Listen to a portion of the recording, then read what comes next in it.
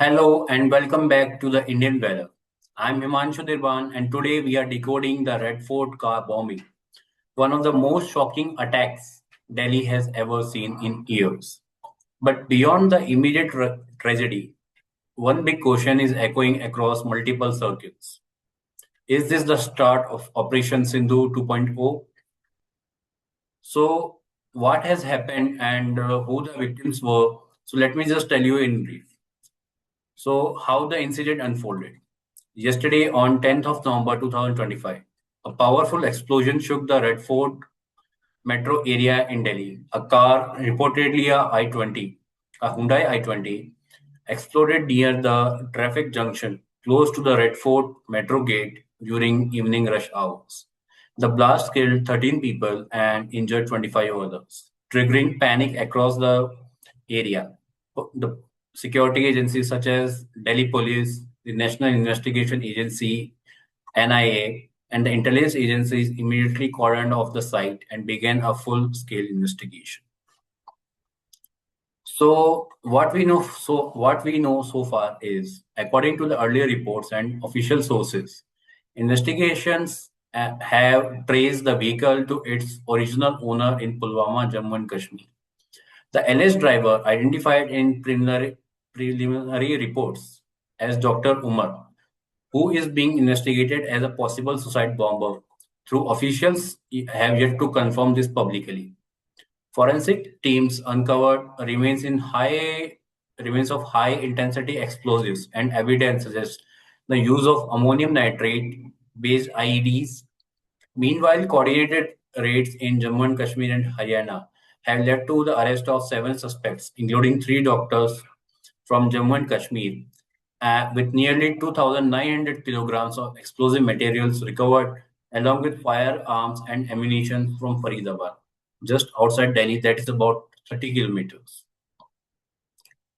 So, how does the larger picture, what is picture evolves up, and was this a revenge attack of Operation Sindoor that had happened on 6th of 7th May, intervening night, in which about 140 Pakistan-based terrorists were killed in a coordinated attack on 10 terrorist positions inside Pakistan-occupied Kashmir and in the mainland of Pakistan, including in Punjab and Sindh provinces.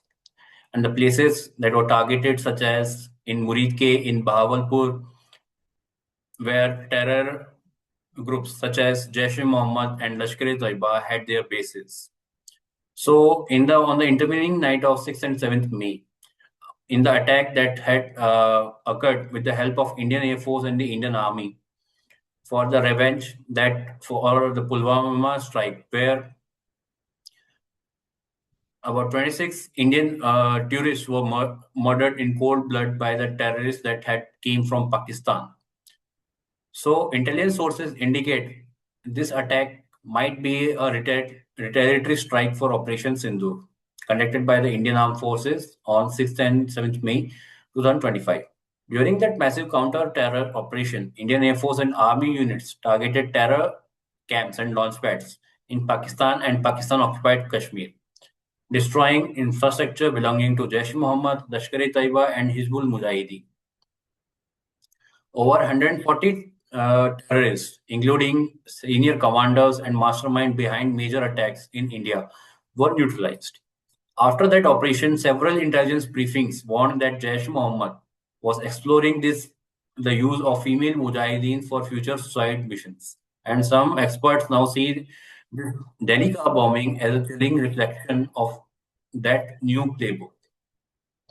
In the recent media interactions, Defence Minister Mr. Rajnath Singh, the Army Chief, and the Chief of Defence Staff (CDS) Mr. Chauhan have all emphasized that India's fight against terror is far from over, and any attack on Indian soil will invite a decisive and proportionate response.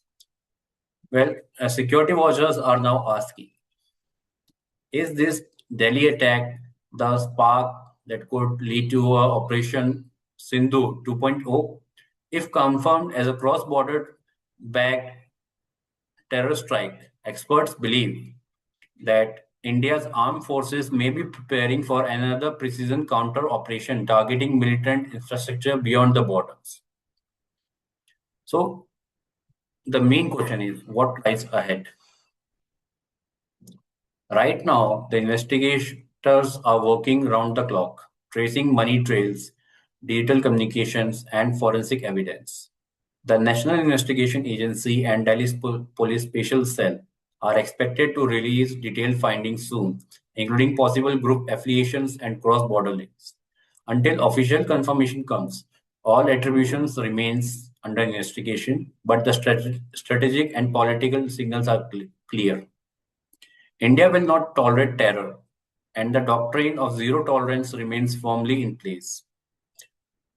Today, on a visit to Bhutan, Mr. Modi also emphasized that the perpetrators of this attack will be brought to justice from the hell of the earth, wherever they would be hiding. So, this attack reminds us of the threats of terrorism is evolving, and so must our vigilance. Whether this leads to Operation Sindoor 2.0 or any form of strategic response, one thing is certain: India's resolve to defend its sovereignty and citizens is unshakable. Stay alert, stay united, and let's honor the memory of those lost by refusing to be divided by fear. So, if you found this kind of breakdown insightful, don't forget to like, share, and subscribe to the Indian Valor for authentic fact-based analysis on India's defense, security, and geopolitics. Jai Hind.